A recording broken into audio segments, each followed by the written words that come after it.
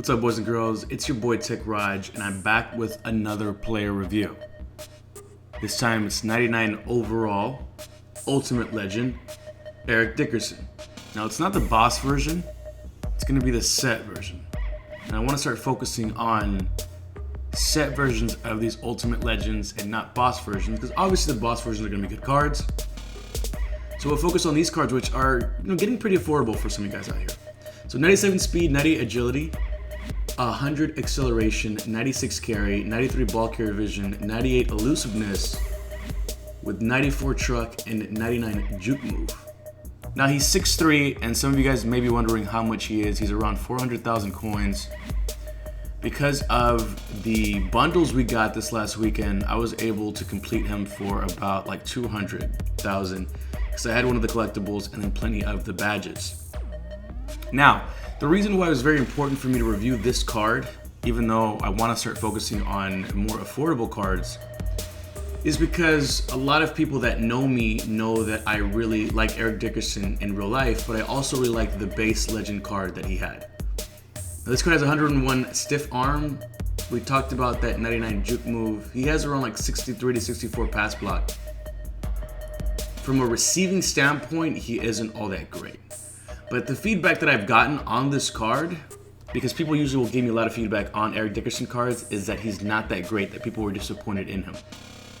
Now here he is against the 99 overall Barry Sanders, which I think has been well received by a lot of people.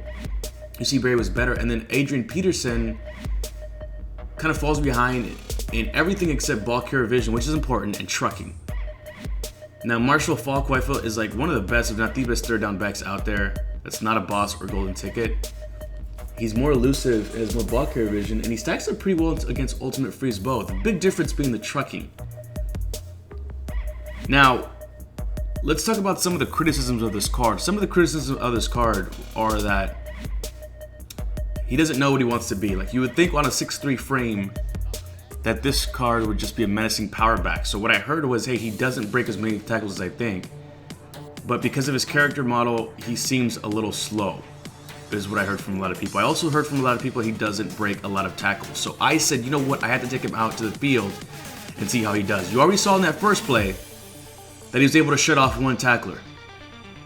And let me just tell you right now, rarely did I feel bottled up with him the way I initially felt with Barry and a couple other players. Look at this play right here. I want to go back to that 99 overall Marshawn Lynch.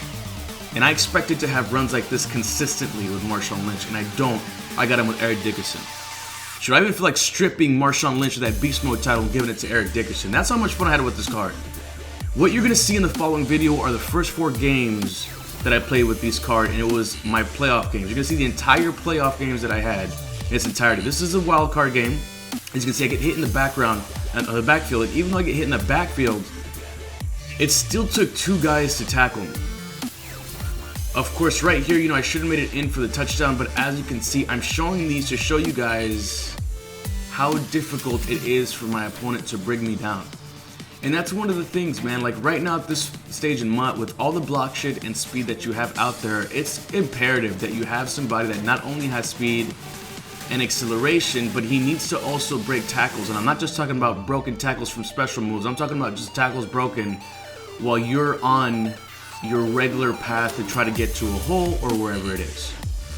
Now, the one thing I will say about this card is from a receiving standpoint, his route running and catching isn't the best, but he'll definitely do the job. The other complaints that I've heard, not just about this card, probably more from the regular legend card, is that he fumbled a lot. But at least in these first 4 games that I played with him, he didn't fumble at all for me. Now, as far as like the double jukes, I did feel like Barry's double jukes were nastier. And when I say Barry, of course, I'm talking about Barry Sanders, obviously. But, I mean, the difference is, guys, I mean, like I said, this card was like just shrugging off tacklers left and right.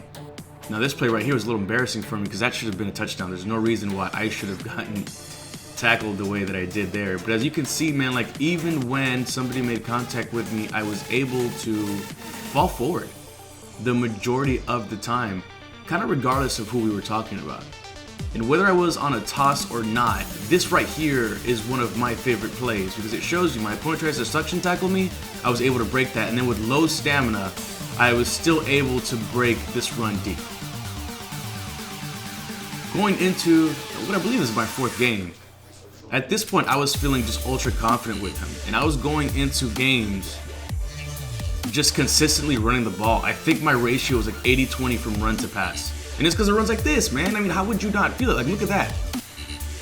With the 101 stiff arm, you know, I'm able to break off big runs, but I'm telling you right now, like, I think he's definitely going to be a staple in my backfield until I can find somebody who gives me that 1-2 punch as far as speed and power, because that's pretty much what I felt with him. You know, when I was bouncing things to the outside with the left analog stick, it was very easy for me to do so. If I was on tosses, you know, a lot of times with that acceleration, it was a little too fast for me to where I would go out of bounds this way.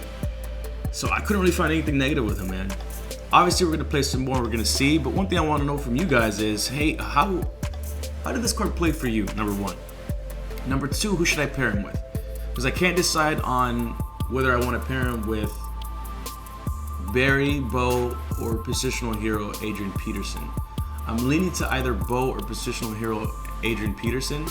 To be honest with you, I'm not sure who I think the 1-2 punch with. I'm probably leaning more towards Bo. But a lot of you guys didn't like that Barry. Some of the people I'm closest to do. But let me know in the comment section below who you would pair him to. Right now, I have him paired with all-rookie TJ Yeldon, and I was just destroying people on the run and averaging anywhere between 150 to 200 rushing yards. Anyway, go ahead and like if you're liking the play review, subscribe if you're new, but most importantly, take care of yourself. Peace.